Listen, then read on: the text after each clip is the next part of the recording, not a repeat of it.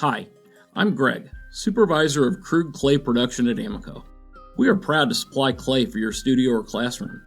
This episode is brought to you by Amoco Brent. Find Amoco clay, glazes, and equipment at your local Amoco distributor. Today's episode is brought to you by the Rosenfeld Collection of Functional Ceramic Art. The collection exists as an online resource for research and inspiration featuring photos of thousands of objects made by over 800 artists.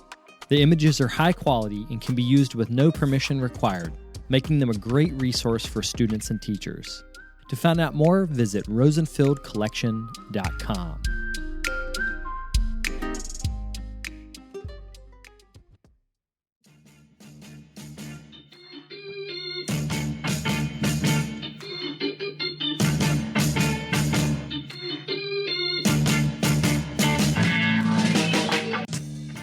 Welcome to the Tales of a Red Clay Rambler podcast, featuring interviews with culture makers from around the world.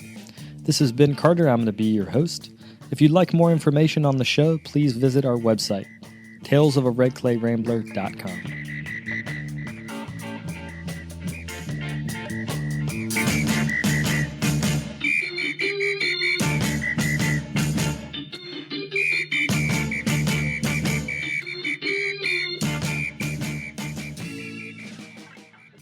Welcome back to episode 472 of the podcast. Thank you all for tuning in. Today I have the final installment in a mini-series featuring current artist in residence at the Archie Bray Foundation in Helena, Montana. In this episode, I talk with Janina Myronova about the narratives and characters that are the foundation of her vibrant figure sculptures. We also talk about the influence of Ukrainian folk traditions. She grew up in Donetsk in the Ukraine, as well as making large-scale single-fired works and the ways her time at international residencies has shaped her. To see examples of her work, you can visit her website. That's janinamyronova.com. Before we get to that episode, I wanted to thank the listeners who have donated to our spring fund drive. I'd specifically like to thank Noah Smith and Joanne Brown for their support. If you'd like to get involved yourself, you can do that at patreon.com/redclayrambler. Without further ado, we'll get to the interview.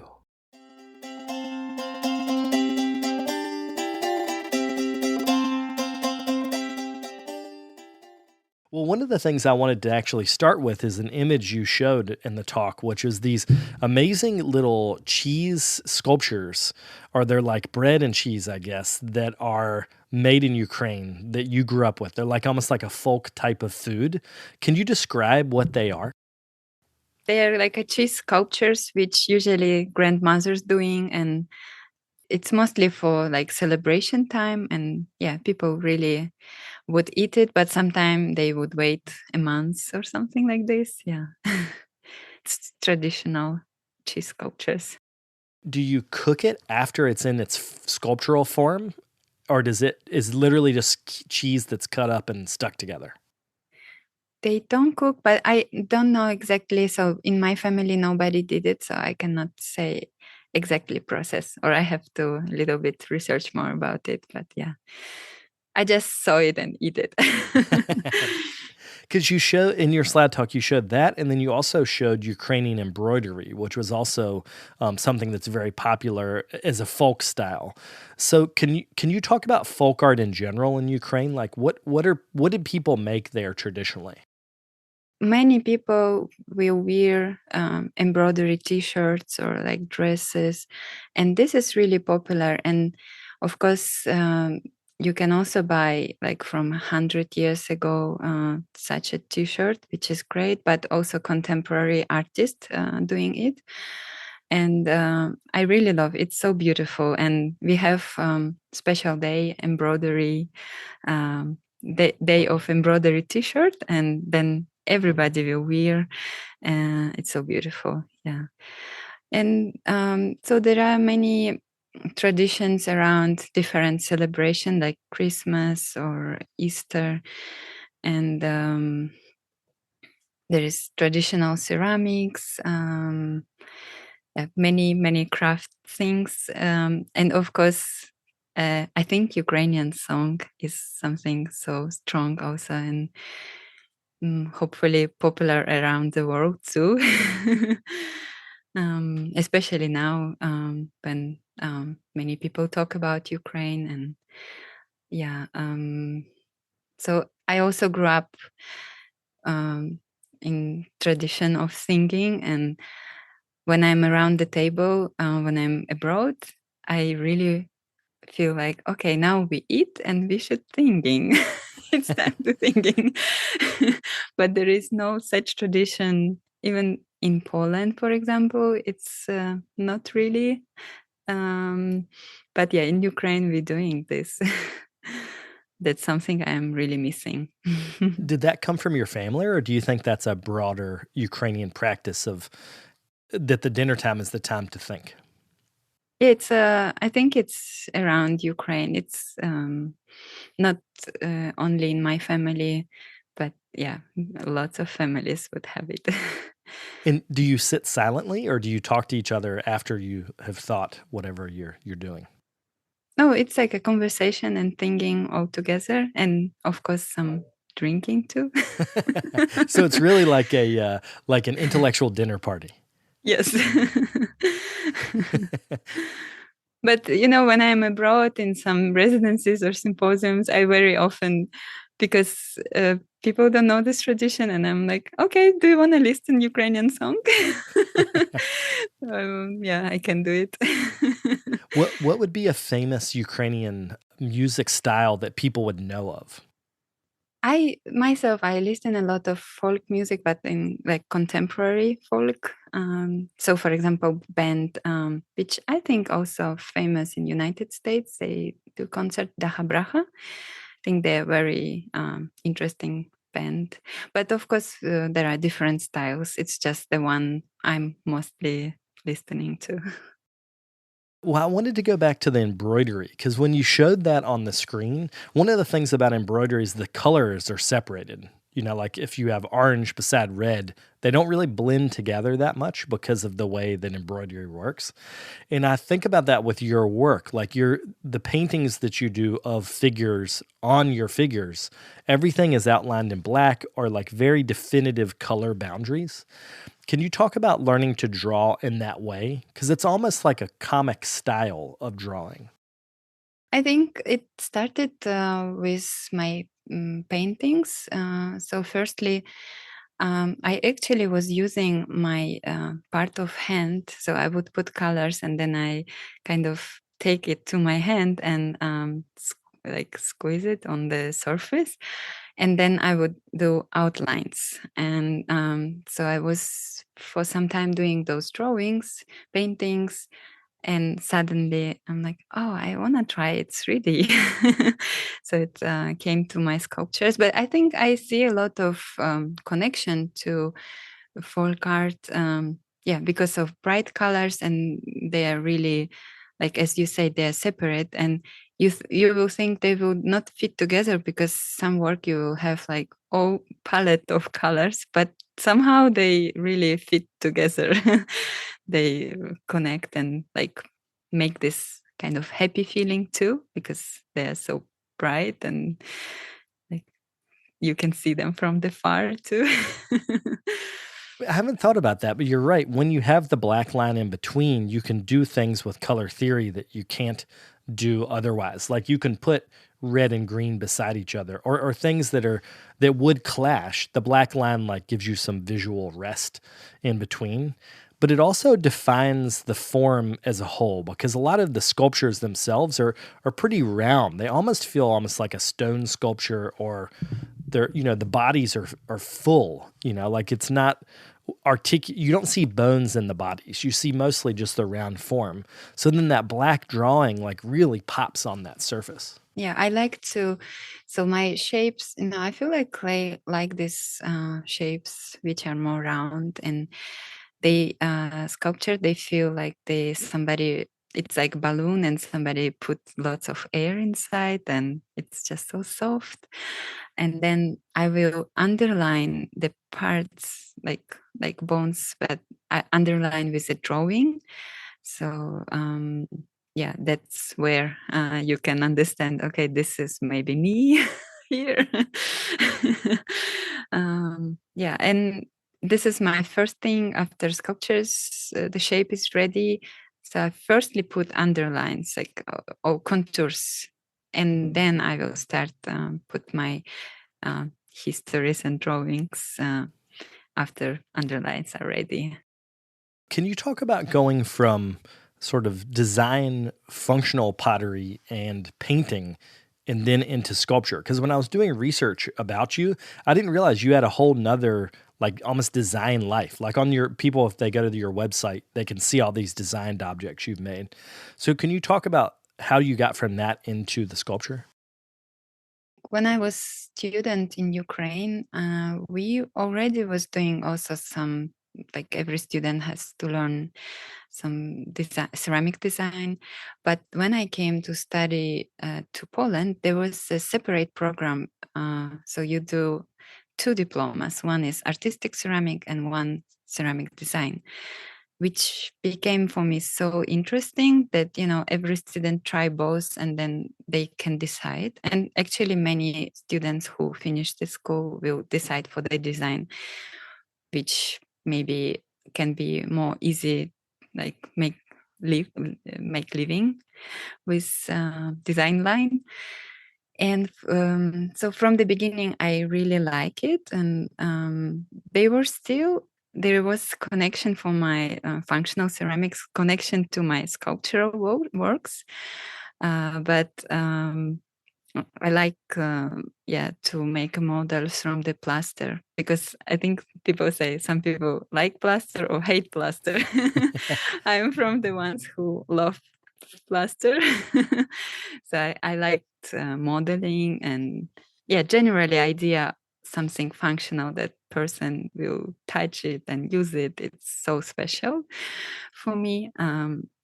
And you know, it happened that when I had my master degree presentation, diploma, like finishing my school, the people from Institute of Design Kielce, they came and they were searching for the person who will lead ceramic studio in Kielce. And they chose me. And I said, okay, this is my life continue to ceramic design direction. And I enjoyed it. I worked there for 2 years. And of course, it was always both. I was doing sculptural works. And there was the moment when I was applying for competition for with my functional ceramics, and I was not getting in. And I felt like a little sad. And my artistic director in the Institute of Design Kielce, she suggested me to try this competitions for the ceramic art. And it became right away successful. So I thought, oh, this is maybe fits me better. But I still love doing both. And as you noticed, it was a like big amount of time which I spent doing it. But now I am so much more into sculptural works, which I love. But at the same time, if it will happen again that I switch to design, I always hands open. Depend on like what kind of opportunities coming in my life. I would love to work with the factory. So I would not want to at the moment produce myself, but I would love to to work with some manufacturing. That would be interesting experience. So, can we back up a little bit and just talk about how you experienced design as a child? Because I was talking to Sergei Isapov about this a couple months ago, about how part of the USSR as a government system is a lot of the objects were the same no matter where you were. So he said like a milk jar on the total west part of the USSR was exactly the same milk jar as the total east part. What were the design objects that you felt were compelling as you were a kid growing up? Like, did you see design that you were really loved or were enamored with? For sure, it was something important. You know, in our home, we had like big, I don't know what's name in English, but the place where you will put all the ceramic objects, which you will like get from your grandmother and or you for your wedding or So it's something, it's like functional, but at the same time decorative. Like people will use it as their objects to show up their house. It's mostly you come to new home and you will see, the porcelain and carpet, for example, on the wall, which was also interesting. Not anymore, but yeah. And what was a good thing that really so many factories was working this Soviet time. So in Ukraine was several factories, and I was the last student who had opportunity to have internship in real factory. It was the last one which closed like 2 years after I've been there. But yeah, design, it was kind of specific design, and as Sergey mentioned, it was kind of similar all over. You can feel like the style. But yeah, I remember everything like I used at home. And I'm so interested how design products, or at least industrial design, there is something homogenous across the board. Like things look similar. If you design a bowl, it needs to be similar to the cup that's also a part of the same design line, or the plate or whatever. And it's almost like you're putting your aesthetic out into the world as a unit, like one big, like here's what I think about ceramics, here it goes out into the factory or however you're producing it. But then your sculpture is exactly the opposite. Like every single piece is different. So you have a drawing style that's similar between them that goes on the surfaces, but they're just so different. So was it hard to transition from kind of a larger aesthetic mindset into, I'm going to make one of a kind pieces and everything will be different? for me, it was happening so naturally. Um, I still was treating my functional works also like one of kind objects, because even though the shape is same, I always was doing different decoration on those objects.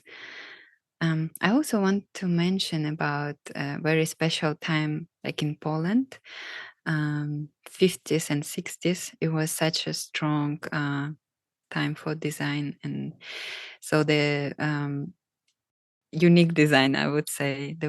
It's also time when they start to make these figurines, sculptural, um, which also give me a lot of inspiration to watch those works. For me, transition is not difficult. Those shapes, what I do in my design work, they're also very soft. So there is a connection between my soft sculptures. Yeah. When you decided to go to Poland you ended up living there, I think for 10 years, right?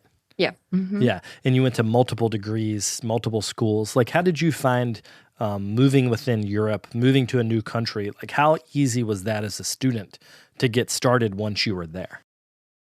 For me, it was easy. But when I was student in Ukraine, I already for last 5 years, I've been very often in Poland.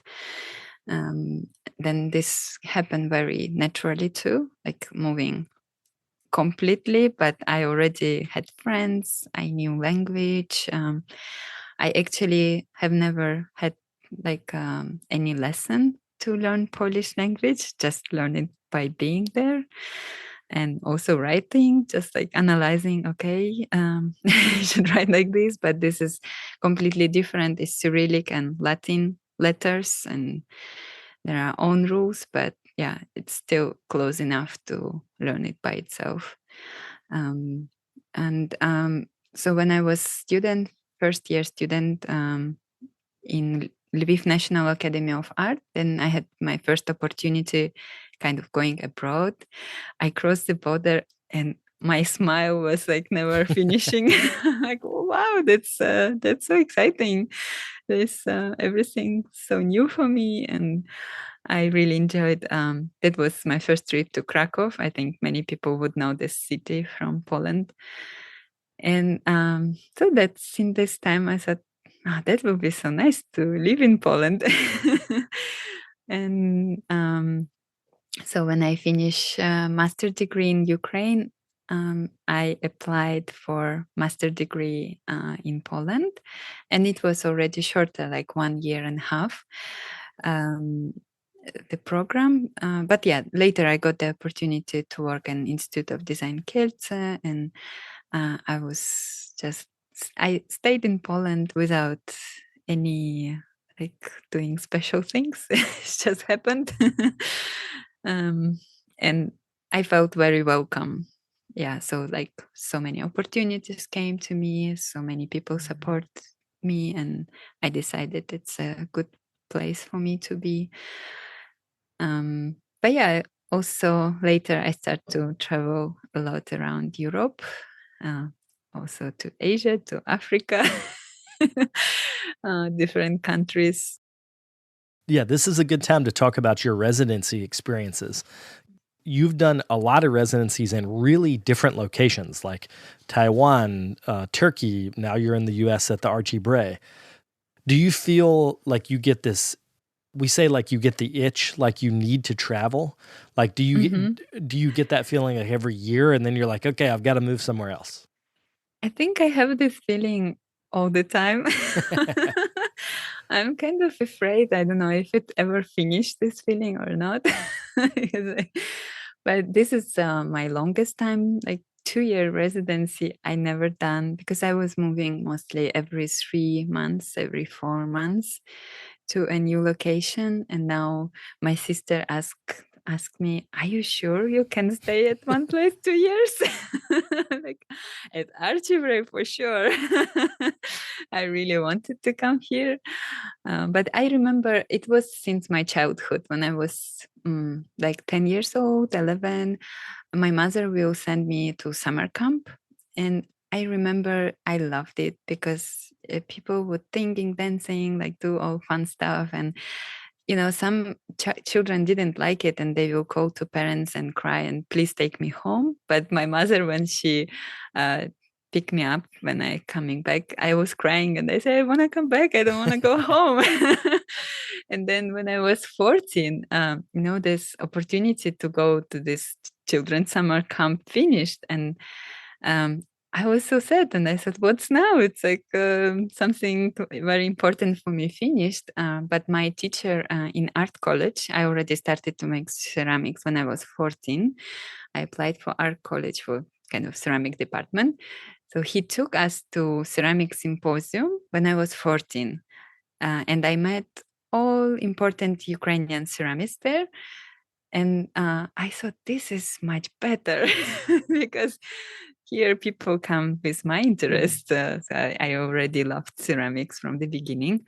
And yeah, since 14, I was visiting so many symposiums. Symposiums usually shorter, like 2 weeks or 3 weeks, 1 month maximum.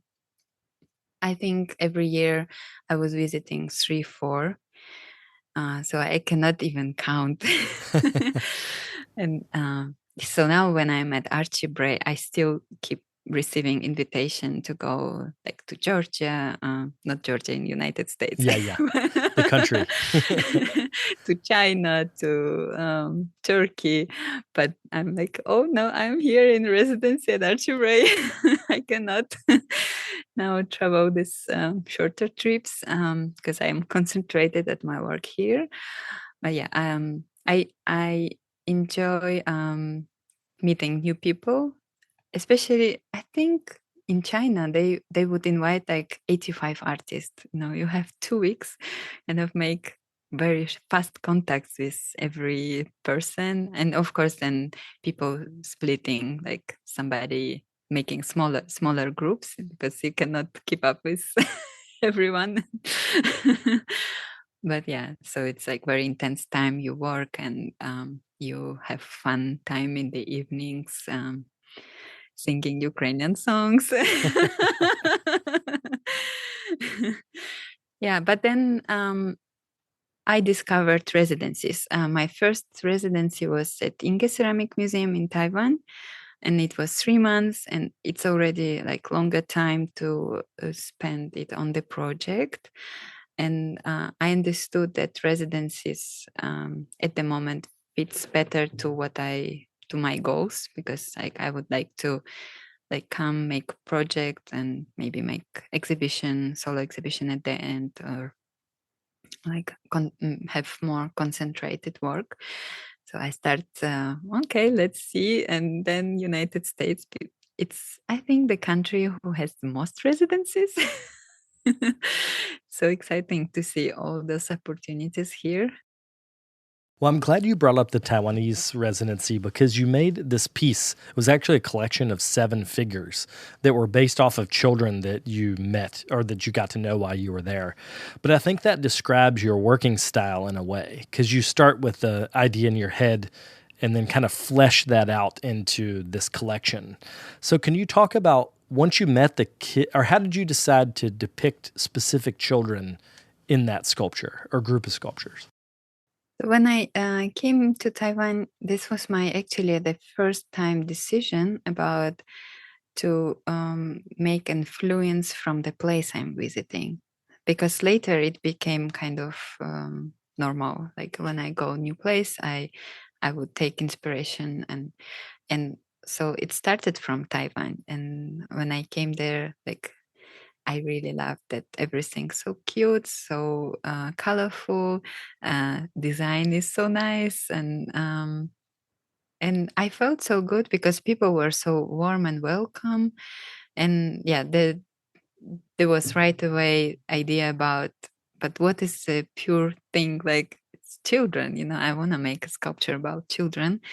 And so when I did this sculpture, I didn't.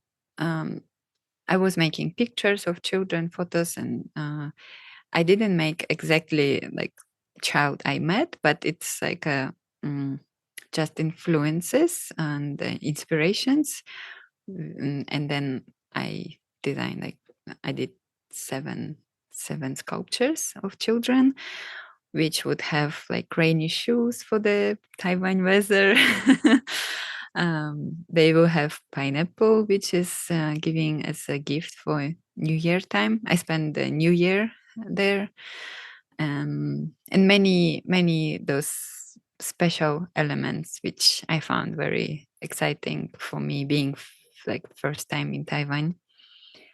It was, yeah, good time, 3 months to spend on this project and influences by this place. And then it became kind of my way of moving to different countries. It was a lot of work in a relatively small amount of time. Like, I'm surprised you can make 7 sculpture. I mean, they're not that small. I mean, they're significant works in 3 months. But one of the things I noticed is that you once fire. I think we talked about this when I came to your studio, and that helps speed things up. So when you have your idea, let's say you're like in Taiwan, you see the kids, you have the idea. How do you block out in a 3-month amount of time how many pieces you're going to make and how you're going to actually get it done? Actually, I did many more than 7. Oh, really? Man, you make me feel so lazy. Because I worked on several projects at the time, but the Taiwanese children was my main project. And those Taiwanese children, I fired twice each sculpture. So at that time, they like when I use only underglaze, I can do it in one firing, but they had also a lot of envelopes, which I like to put after bisque firing. But yeah, I remember in Taiwan was such an intense time. We had also, it's nice to have also people who work close to you so fast, and you're like, oh, should like hurry up, too.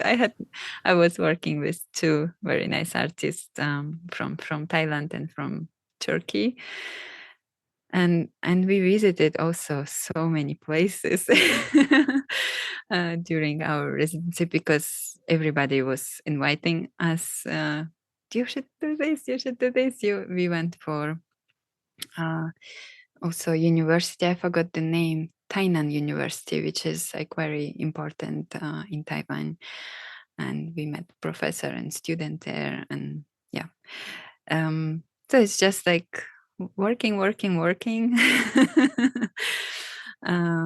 But yeah, I worked also on the sculptures for exhibition, International Academy of Ceramics. I became member, I think, in 2017, and the conference was in Taiwan, and museum hosted it.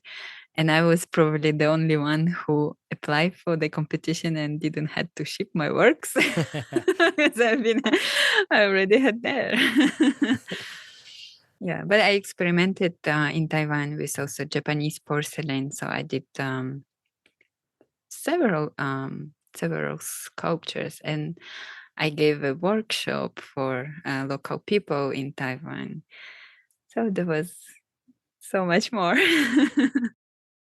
Part of the work you've done is like what we're talking about is kind of smaller, 3/4 size sculptures.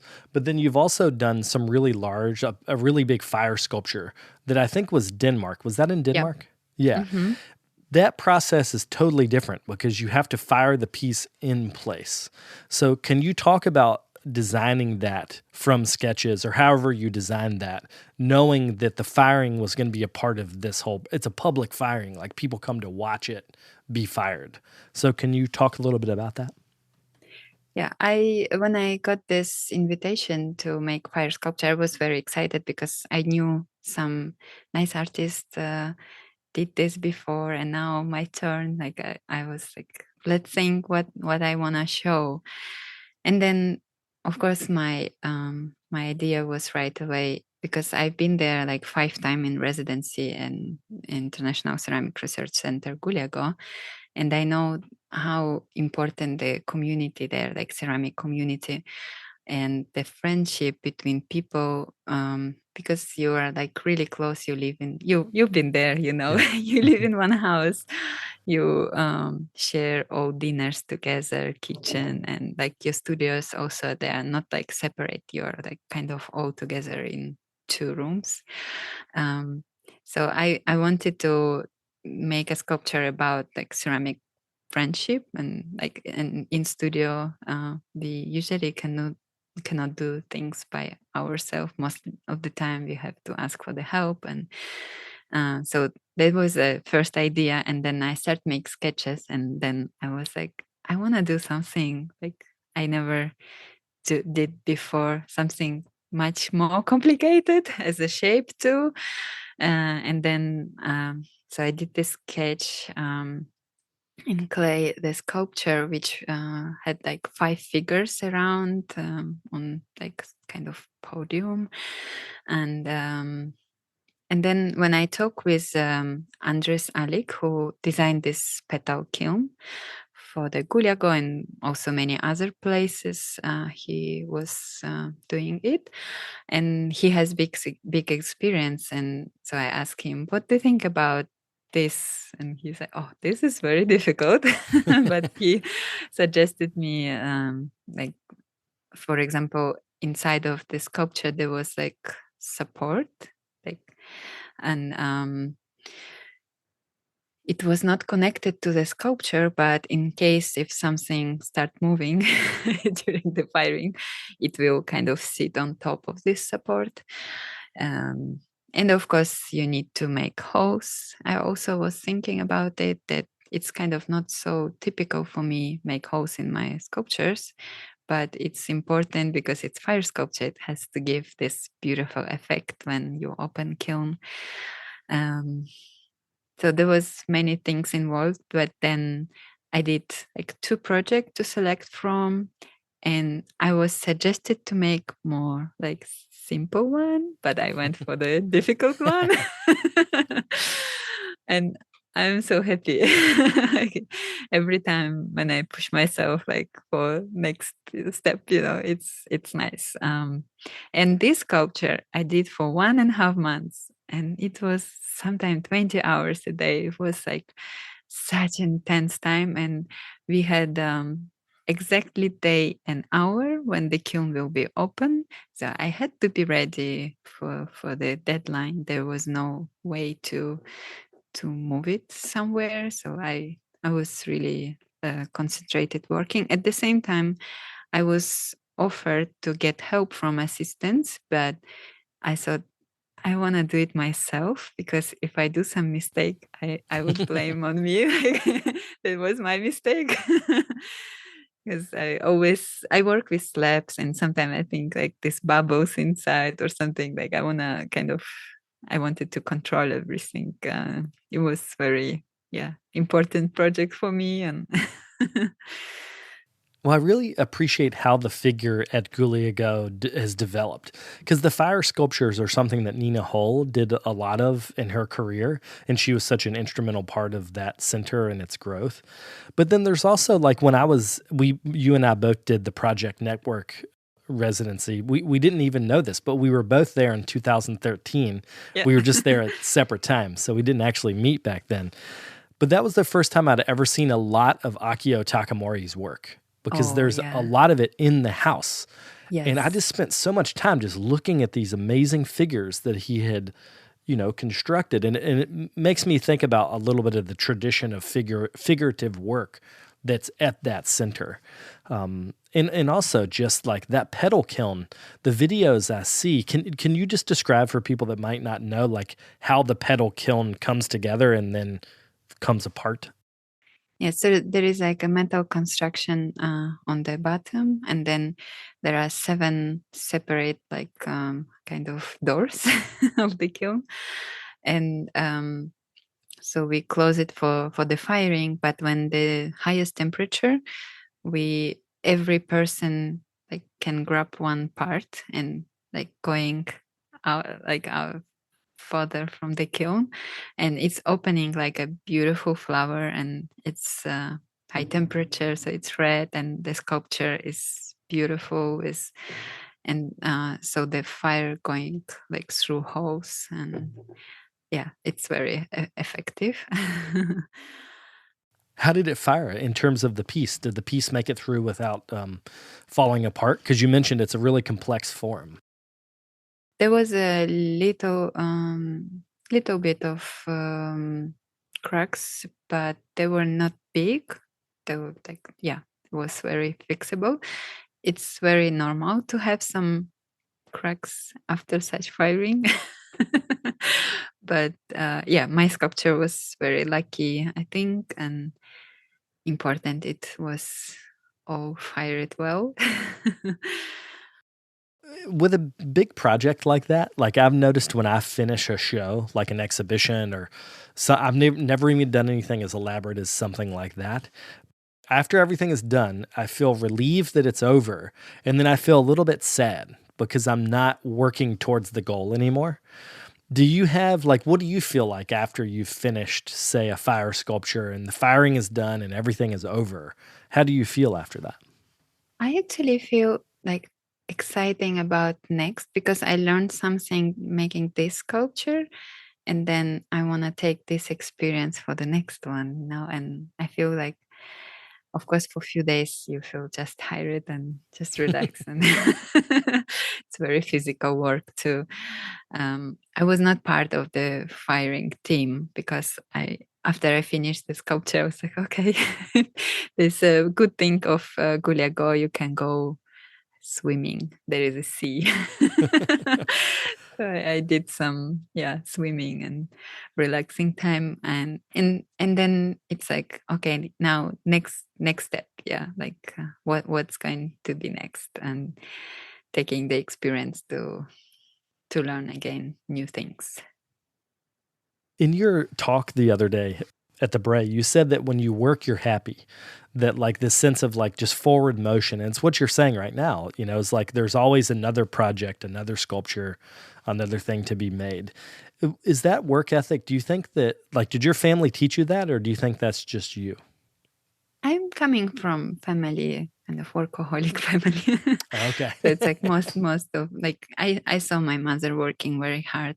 She always like worked from 5 in the morning till like 10 in the night, and so I learned it from my childhood too, because I was born in 87, and 90s was very difficult in Ukraine, and I learned to like work in the field just to be able to grow some food and being able to eat something. And I also there is one collection called Family Postcards, where I talk like more closer my stories from childhood. But I was also baking croissants for the whole summer to be able to buy shoes for dancing. And I was selling ice cream as a kid, and I remember because I was so cute, and people would say, "Take a change," and it's okay, you know. So I worked hard from childhood, but then since 14, I always did. It was always work connected to ceramics or art. Yeah, sometimes teaching, but yeah, it was already very focused on this. Well, along the lines of your family, I think you mentioned that your parents aren't actually artists, but they're very supportive. Like you and your sisters are all in the arts of different types. Can you talk about your sisters and what they do and the family support you were given to be creative? Yeah, I feel so lucky with this situation that every time I can call them and ask suggestion, I can call to my father and ask about colors. It's very interesting. He has a very good feelings, and um, I think my family would love to be my parents would love to be artists, but it just didn't happen in their life. And when we were kids, they were sending us to dancing, to like singing, and I was playing guitar too. My sister played guitar, so it was all the time doing creative things, and everyone choose creative thing for their profession. My middle sister is a singer, and my older sister, she finished fashion design. So it's like everyone choose own direction. I remember I was playing guitar and my teacher said, "Oh, you have big hand. You can be good guitar player." But and my dancing teacher, "I have good smile." Like, but my teacher from drawing and painting, he was like most serious, and he said, "If you want to go this direction, you should like finish your other classes and just concentrate. I will prepare you for the exam to art college." And he suggested me to choose ceramics because the teacher in ceramic was good, and you will do everything there, like painting, sculpture, and then you will decide what you want to do for the art academy for the next step. But yeah, I didn't want to change this. Yeah. What's great that you found something early. I too did the same thing. You said you've been working in clay since you were about 14, and I was a little bit older than that when I, just got hooked. When I was working, I was calmer than I had ever been. I was happier than I had ever been. Like it felt like clay kind of chose me, which I know is a common feeling among artists. I wanted to wrap up just talking about your time in Montana, like what your experience has been at the Archie Bray as a resident, and what your observations of Montana life are. Yeah, I feel so lucky to come here. So since I've been in this network project in Denmark, we had one evening when every artist from different countries will suggest some residencies. And the guys from United States, they were like, Archie Bray is really, really very good place to go. And since this time, 2013, I'm like, oh, I should go. And suddenly, like, I became brave to apply. And so I feel so lucky to be here. And it's also like my first experience. I came to Minneapolis first, but it's my like first experience of United States. And so Montana is also so special. I have never lived in such beautiful area too. And I feel like artists who come here, they're so strong. So it's like so much to learn, not only from the place, but like from the people and the staff. They have like huge experience, and yeah, it's just like incredible of time of learning, observing, and just taking everything in my heart and trying to do my best and concentrate on the work, mostly work. You did some really great drawings of Montana people. Like there was a snowboarder, and I can't remember what the other one. The snowboarder was the one that I really remember the most. And there's like animal of Montana and like oh my god, the kind of flowers of Montana. Yeah. Collection. I'm going to make cowboy now. He's coming. Yeah, I feel like that idea that you go to a residency and then you're influenced by that. Like we all kind of know that, but your drawing, it's such a good visual journal of your experience. Because then when you show that work, like the Montana series versus the Taiwanese series, like it's just it shows the progression of you as an artist, but also just you as a human being experiencing the world. Yeah, it's also like I think better for keeping memories. It's like some reminders from my time, and I feel like this time now it's my 6 months, so I still have lots of time here, and I'm like exciting to see how I will change, how my work will change, and how it all impact my future. Because I feel like it's such a great place to be and create, and good time also. I feel like I'm ready for this residency, and I wanna explore as more as possible. How do you find the market for your work in terms of, like in Taiwan, I would imagine you sell the work at the residencies that you're at just because the cost of shipping is so expensive. Is that what you do? You just have a show and try to sell everything before you leave? Yeah, most of the places I've been, it was happening this way. Like in Taiwan, for example, um, part of works, because this residency, so they support fully artists with the ticket, with pocket money, like materials and apartment. But then artists leave some works, and some works I left, and some I sold in Taiwan. And I feel like in United States it's easy because mostly I was shipping works from Europe to United States now. I'm here. And it's a big market, so many people. And luckily, with different even the Archibray, when they show artists, people would know more about us, the residents who are here, and it's very nice. When I'm in Europe, in different residencies, so in Europe it's much more easy to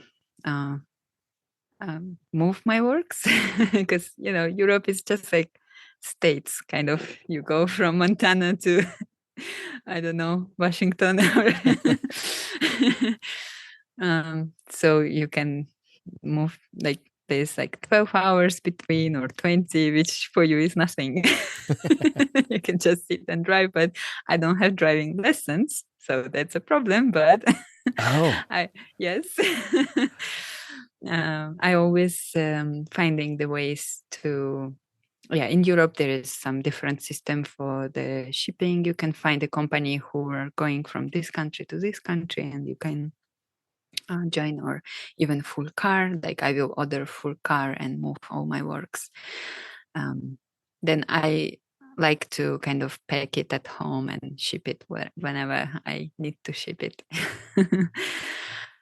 So I feel lucky because, of course, I produce quite a lot of work, and it's good. It's going to different directions, to different exhibitions, and I think it's kind of gift of my life to be able to show them in different places, and that more people can see them. well, I think this is a good place to wrap up. Can you let people know about any upcoming exhibitions or any places that they could buy work? So now we have at Archibray summer residence exhibition, and just few pieces left. Oh, well, okay. So they're already sold. That's good. Sure, yeah, the opening was really cool. Congrats. But yeah, thank you. And I will have 2 solo exhibitions. So Lucy Lacoste Gallery and Sing Space in Los Angeles. So it's going to be preparing time for the next adventures. But I have still also exhibitions in Europe, like now in Palace, Cadaval Palace, beautiful place in Portugal, and in Amsterdam, in Strat Museum, like different group exhibitions around the world. But yeah. It's really inspiring to see the way you've created your career. It's amazing to me that you make so much work, but you're also, it seems like you're always one step ahead. Like you're always thinking like the next solo show or the next museum show. And that's really inspiring to see. Like I feel like I get energy just from talking to you. It's so great to hear.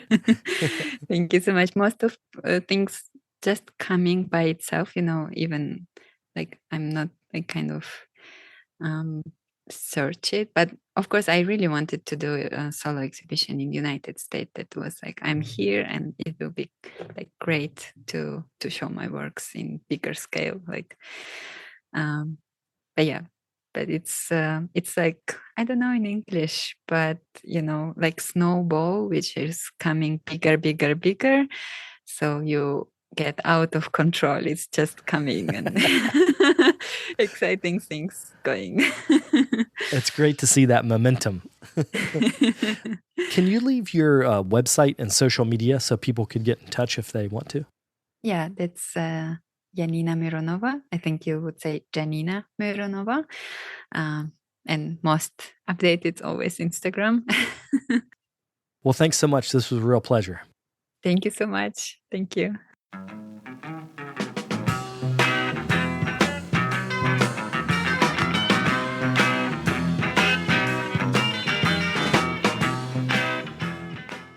I'd like to thank Janina for taking the time to do this. I got to see her talk at the Artist Amplified series at the Archie Bray when I was out there visiting about a month ago. Also wanted to take a minute to thank our sponsors. One of the biggest is the Archie Bray. They are the parent company of the Brickyard Network, which is what supports this podcast as well as others on the network. And I'd also like to thank Amico Brent and the Rosenfeld Collection of Functional Ceramic Art. If you're interested in becoming a sponsor on one of our podcasts, you can do that by getting in touch at brickyardnetwork.org. I'll be back next week with another episode. Thank you all for tuning in. If you'd like more information on the artists on the show, or if you'd like more information about the workshops and events that I'll be having in the next couple months, you can follow me on Twitter, Instagram, and Facebook under Carter Pottery. Another great way to support the show is to leave me a comment on iTunes. To do that, search Tales of a Red Clay Rambler under iTunes Podcasts, and you'll find a page that's linked to our show. Thank you guys for the support.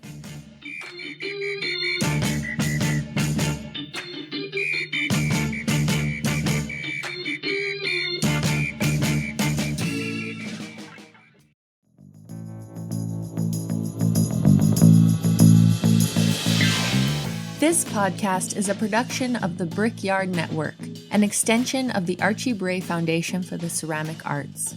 To find out more about our lineup of ceramic podcasts, visit brickyardnetwork.org.